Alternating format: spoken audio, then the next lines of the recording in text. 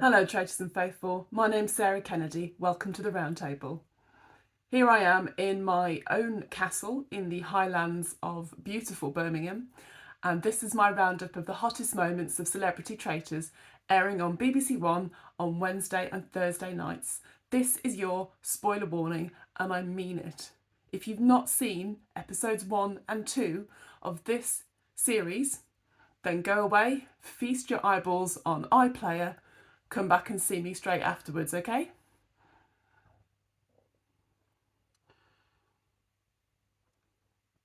Are you all ready?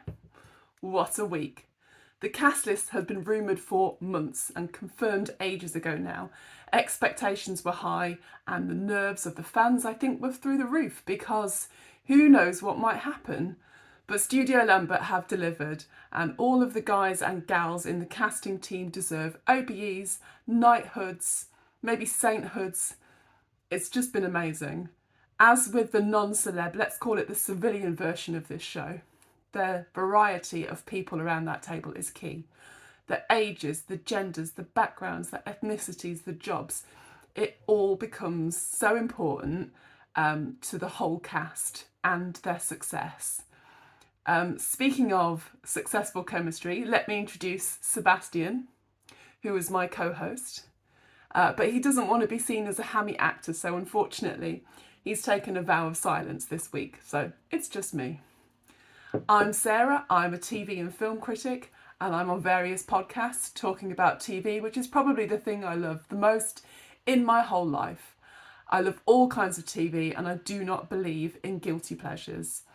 The Traitors is the most refreshing and absorbing reality competition show since early Big Brother 25 years ago. So I'm delighted to get to chat to you guys about it.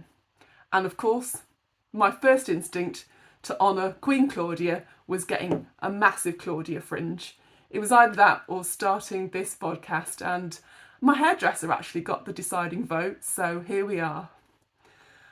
We don't get to spend a lot of time with the cast this week because there's 19 of them, but what a list. People have been especially excited about Stephen Fry, Joe Wilkinson, Jonathan Ross, Celia Imrie, Tom Daley.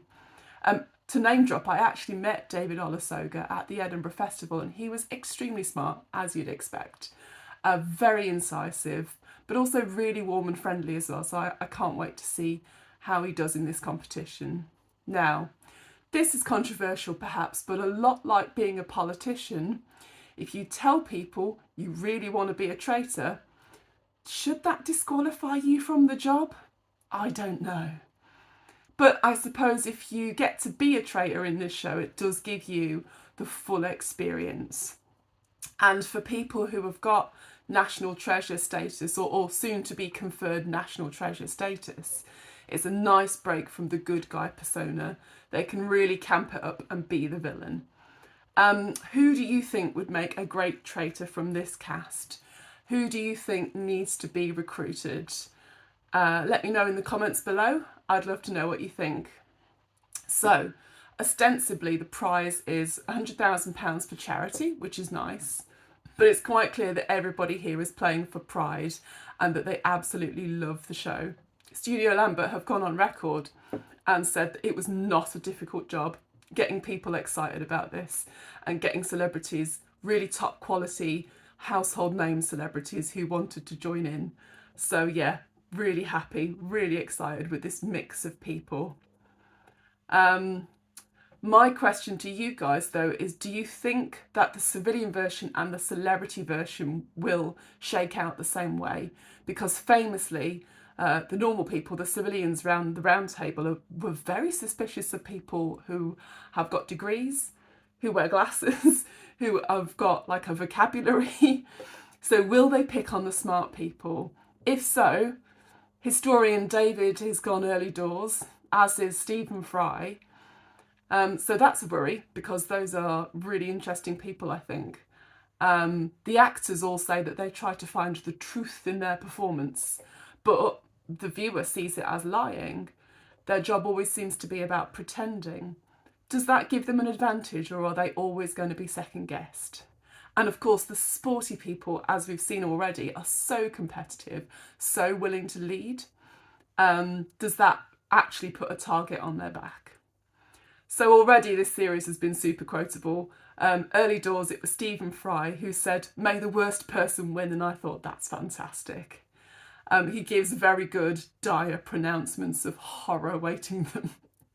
And Joe Marler was a bit of a revelation to me because he said quite early on as well, "Is there any such thing as a selfless act in the Traitors?" And already people are very, very suspicious of each other.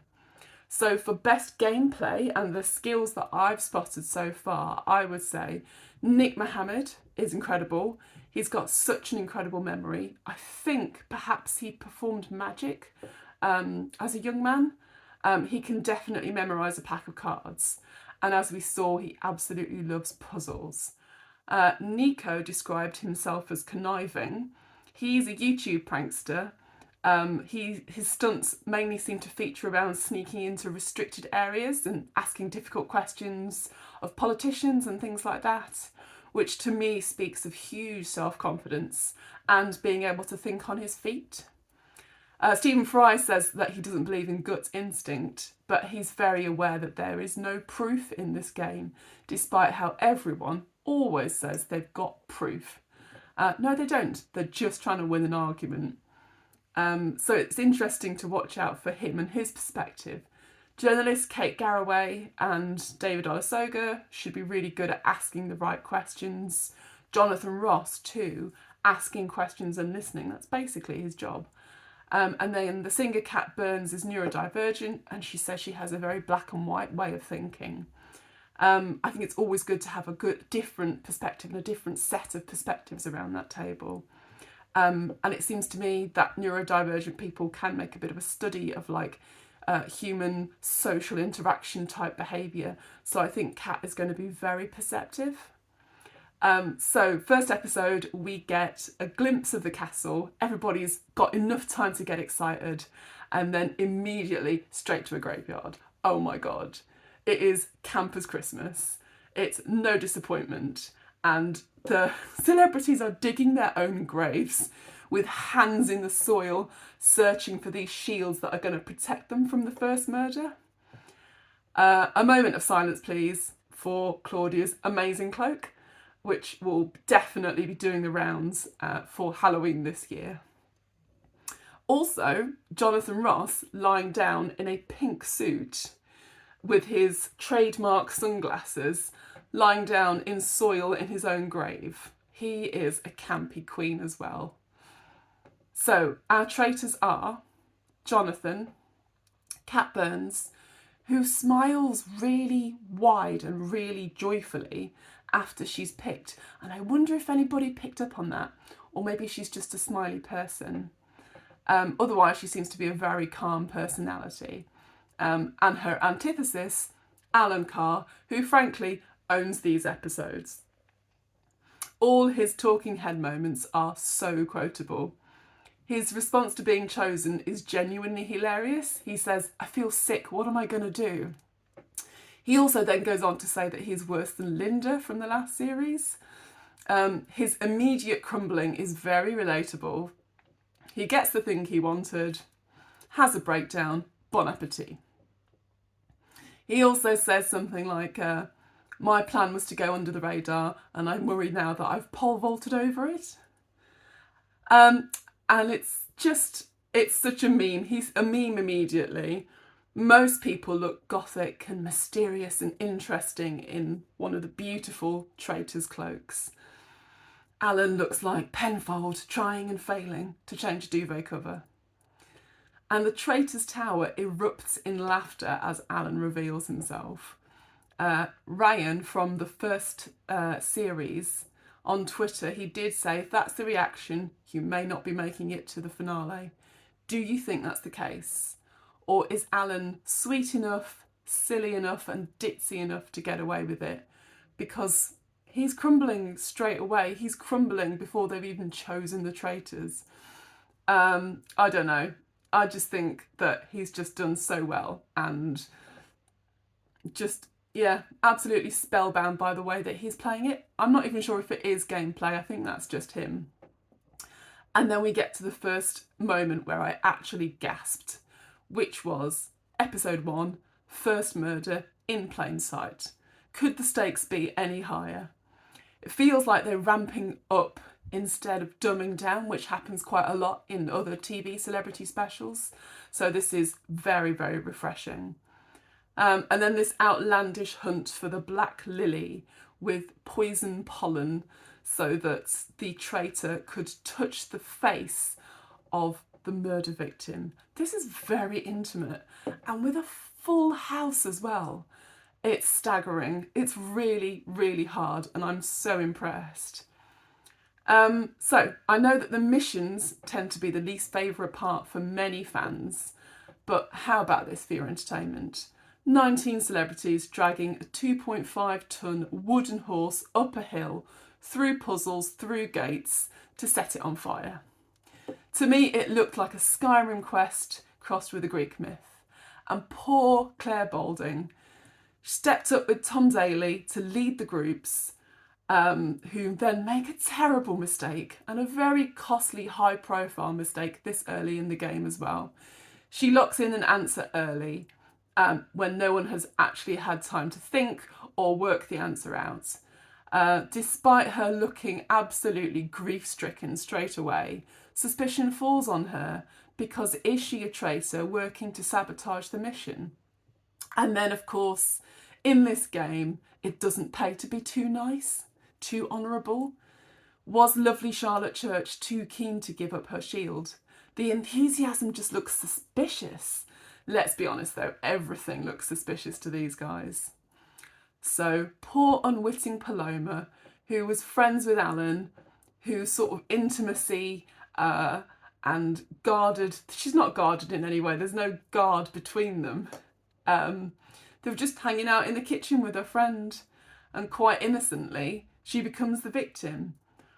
Now, I'm not sure that this necessarily worked for me because this poison is slow acting and she turns up at breakfast.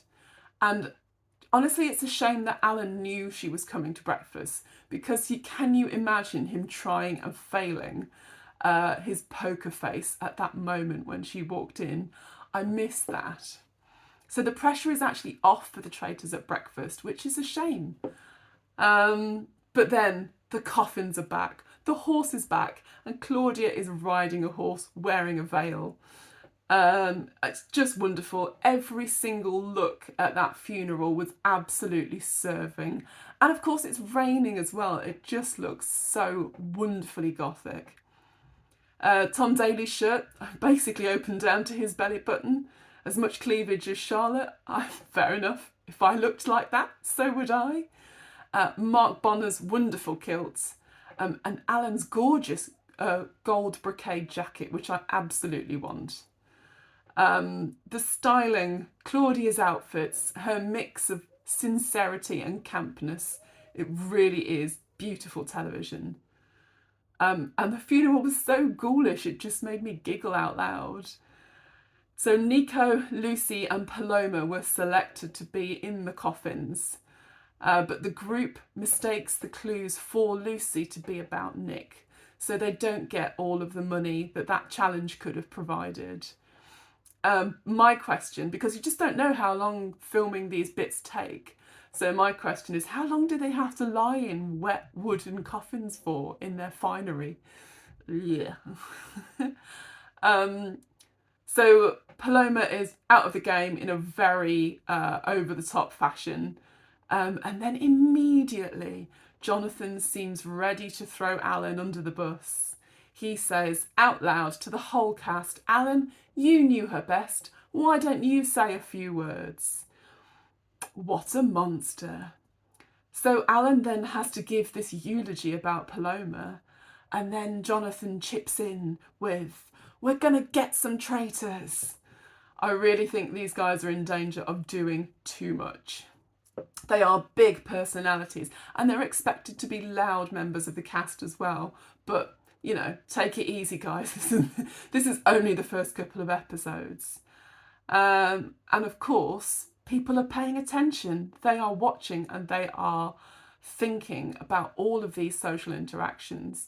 On the drive back, it's actually Claire Balding who immediately asks, Who is the least likely person to have murdered Paloma?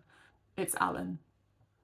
But I'm not sure that she has got any capital built up yet to be able to do anything with that hunch. It's safer for her to stay quiet about it. Speaking of big characters, it's actually Kate Garraway who falls under suspicion first. Not quite sure why, but she was quite loud at breakfast and made a big show of being delighted that nobody died in the night. Too loud. So it looks like an exaggerated response, even though we, the viewer, know that it's her being her authentic self. The tactics at the moment, and it's hard to play Traitors with any sort of tactics. I think it's very difficult for people who go in with a game plan. But my only advice is for the very first, say half, the first third, the first half of the show, it's okay to be middle of the road. You don't want to draw attention. You don't want to be too quiet. You don't want to be too loud. You don't want to make too many or too few suggestions about how you think it's going and who you think the traitors are. So Kate is singled out as somebody who uses the word flabbergasted. And then she loudly, again, admits that she is a ham, ironically sat around a table full of actors, which I thought was a nice touch. So after a very restrained, very polite round table, there are votes for Kate, votes for Nico, votes for Tamika, and for Tom. We leave on a cliffhanger, annoyingly, but it does feel like maybe Nico will go, but we don't get to find out this week. If he does, that'll be a great shame and a waste of young talent. So, as we know, at the moment, we've got 6.1 million viewers for the first episode and 5.6 million for the second episode, which was up against international football on ITV. These ratings are very, very good. And it's more proof that Appointment to View television is alive and well, or dead and buried if Claudia has anything to do with it. And this show builds a community like no other because everybody wants to talk about it. And that pleases me no end. So get involved in the comments below. Get in touch with me on my Instagram and on my Twitter and tell me what you think. I cannot wait for Wednesday, and I will see you here back at the round table next week. Laters, traitors. Cheers.